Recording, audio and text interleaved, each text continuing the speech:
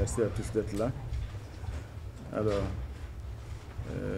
j'aimerais, avant qu'on commence, que nous puissions entonner notre hymne national, avant donc d'entrer dans le vif du sujet de nos échanges.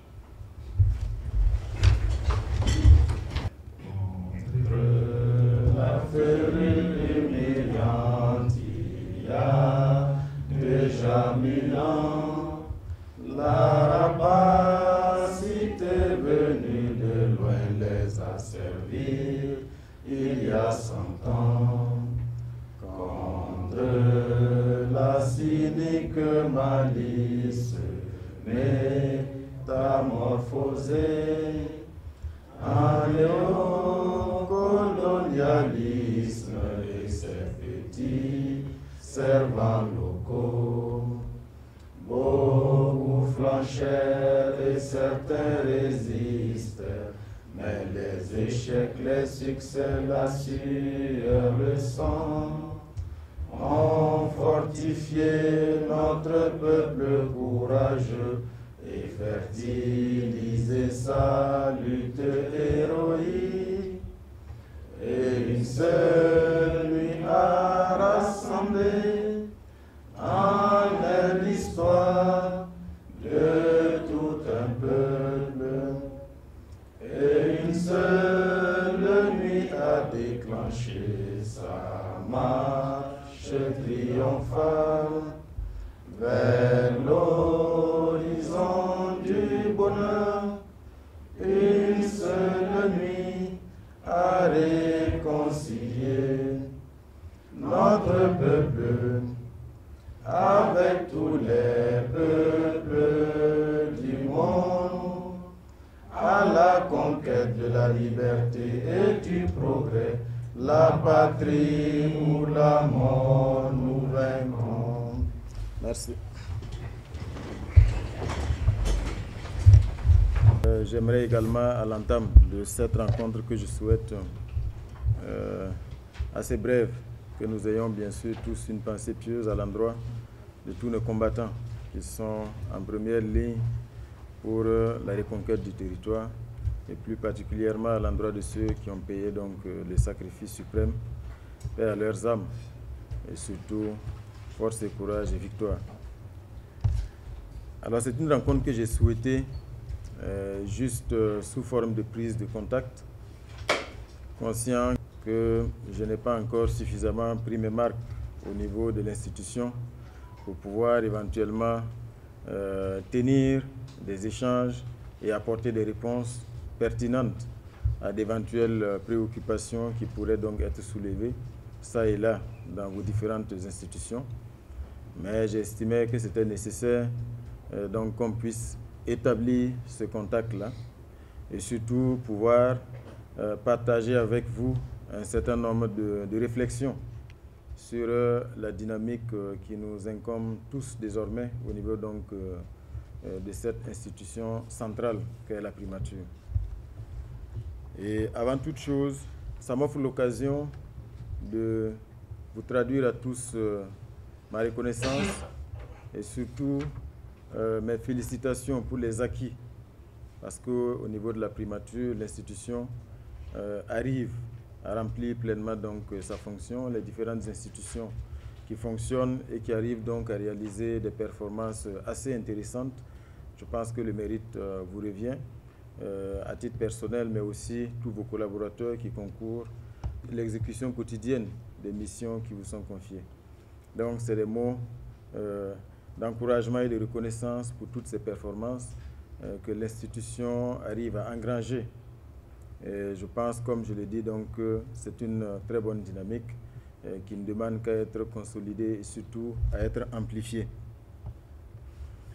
Il est vrai donc que j'arrive à la tête de l'institution après son Excellence Maître Apollinaire Joachimson Kielem de Tambela, dont je salue le bilan à la tête de cette institution. C'est un changement, mais évidemment la vision reste la même. Parce que la vision, c'est celle qui est imprimée au plus haut sommet de l'État par le chef de l'État, président du FASO, son Excellence le capitaine Ibrahim Traoré. Et c'est cette vision-là qui est donc le fil rouge de notre action au quotidien et qui est également l'horizon vers lequel nous devons donc tendre au quotidien, en faisant en sorte que les différents engagements et que cette vision-là se concrétise au quotidien à travers donc la mise en œuvre des différentes politiques, les actions de coordination, mais aussi les actions de suivi afin que nous puissions apporter les réponses qu'il faut aux défis qui se posent actuellement dans notre pays. La vision ne change pas parce que c'est une vision d'amplification et de consolidation de la dynamique de reconquête de notre territoire, de l'intégralité de notre territoire. Je pense que c'est la priorité des priorités et cela ne change pas.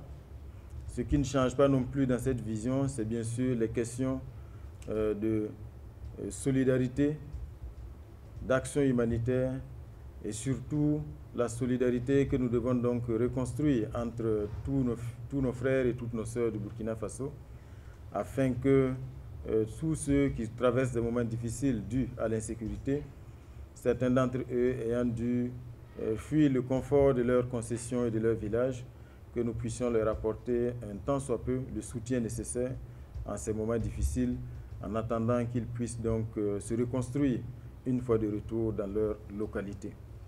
C'est également évidemment une vision de réforme de la gouvernance de notre pays, parce que évidemment nous devons tous ensemble ouvrir une nouvelle page de l'histoire de notre pays et surtout refonder le Burkina Faso sur des bases saines, surtout un pays qui est en phase avec ses valeurs culturelles et ses valeurs historiques. Donc c'est un travail extrêmement important également qui nous incombe. Et cette réforme également intègre bien sûr un certain nombre d'actions majeures de rupture qui doivent nous permettre d'améliorer significativement les conditions de vie de nos concitoyens. Et je pense que ça se décline déjà à travers un certain nombre d'initiatives majeures portées par le chef de l'État lui-même, que ce soit dans le domaine de l'éducation, le domaine de la santé, des infrastructures, que ce soit d'autres secteurs tout aussi vitaux dans lesquels aujourd'hui le chef de l'État attend de nous tous que nous nous inscrivions dans la rupture et surtout que la routine n'ait pas place dans nos quotidiens, mais nous inscrire dans des actions innovantes, dans des actions audacieuses, parce que nous avons la conviction que par nous-mêmes nous pouvons faire les choses, nous en avons l'intelligence, nous en avons les capacités et nous en avons les ressources. Et enfin, il est question bien sûr d'améliorer les questions de réconciliation. Et quand on parle de réconciliation, ce n'est pas la réconciliation politique telle que on les voyait autrefois avec bien sûr ces grands forums de réconciliation. Ça doit être la réconciliation vraie, celle des cœurs, la réconciliation de nos communautés les unes avec les autres. Parce que malheureusement, l'une des conséquences de cette crise sécuritaire, c'est la fragilisation des relations de confiance séculaires qui ont toujours existé entre certaines communautés, mises à mal aujourd'hui et que nous devons travailler donc à reconstruire et à rebâtir. Donc, tout cela pour dire aujourd'hui que la vision, elle reste la même. Ce qui change par contre, c'est le rythme. Parce que ce qui est attendu de moi en tant que Premier ministre et évidemment de vous en tant que mes collaborateurs, mais également de l'ensemble du gouvernement, c'est que le rythme change. Je pense que le ton a été donné ce 10 décembre lors du discours solennel de du chef de l'État. C'est un discours dans lequel le chef de l'État a instruit évidemment tous les groupements de forces, tous les combattants à passer à une offensive encore plus intensifiée. Et je pense que ce message également vaut pour nous parce que nos administrations doivent être considérées également comme d'autres fronts. Et dans ces fronts, nous devons être à l'image de ces combattants qui sont sur le terrain et faire en sorte que tous les jours, nous puissions donc avancer un peu plus vers l'atteinte des objectifs. Et je pense que c'est ce rythme-là qui est attendu de nous, de passer véritablement à une autre dynamique pour pouvoir donc accompagner, consolider tous les acquis sécuritaires qui sont engrangés au quotidien et qui font que les populations repartent chez elles et elles ont besoin de toute l'assistance nécessaire Et c'est en cela que nous devons donc changer de rythme dans la mise en œuvre des différentes politiques, dans la coordination et surtout dans la mise en œuvre de nos programmes d'activité dans les différentes structures ici au niveau de la primature. Pour ce faire, je pense qu'il y a deux mots qui sont essentiels. L'engagement d'abord. Comme je l'ai dit, l'esprit de sacrifice de nos combattants avec leur combattant en chef, en tête, à savoir donc son Excellence le Président du Faso. Cet esprit de sacrifice-là doit nous inspirer au quotidien afin que nous puissions, chaque fois que nous avons l'impression de ressentir de la fatigue, puiser au fond de nous-mêmes les ressources nécessaires afin donc de poursuivre notre mission, poursuivre le travail pour lequel nous sommes ici et faire en sorte véritablement que nous puissions donc être à la hauteur et accompagner afin que les actions et surtout que les résultats soient amplifiés, de plus en plus visibles sur le terrain partout au Burkina Faso. L'autre mot, c'est l'exemplarité. Je pense que la primature, c'est l'une des plus hautes institutions du pays et c'est une institution qui doit se distinguer également par son exemplarité. Et l'exemplarité de l'institution, c'est l'exemplarité de chacun de nous, chacun de nos collaborateurs. Aujourd'hui, quand on voit ce qui se passe, ce qui nous est servi par l'actualité, on se rend compte véritablement que notre administration a besoin d'une grande refondation. Et nous devons faire en sorte qu'au niveau de la primature ici, que ce soit les structures rattachées, les différents départements, que nous puissions briller par notre exemplarité. Et faire en sorte que chaque fois qu'on parle bien sûr de la primature, ce soit en termes pour dire que voici une institution qui inspire parce qu'on a des hommes et des femmes qui travaillent dans un esprit de sacrifice et surtout qui sont respectueux des valeurs cardinales de la chose publique dans la gestion au quotidien. Donc, engagement et exemplarité, parce que c'est ce qui est attendu de nous aujourd'hui. On l'a toujours entendu, la primature assure la coordination de l'action gouvernementale, de l'action publique. Cela est vrai, mais je pense que ça ne doit pas être aussi une coordination passive des choses, mais plutôt une coordination active, afin que nous puissions véritablement assurer ce leadership-là en termes de conception, en termes de suivi, en termes de proposition et surtout en termes d'innovation. Donc c'est une coordination que je souhaite la plus active possible. Et pour ce faire, je pense que nous avons ici toutes les intelligences qu'il faut.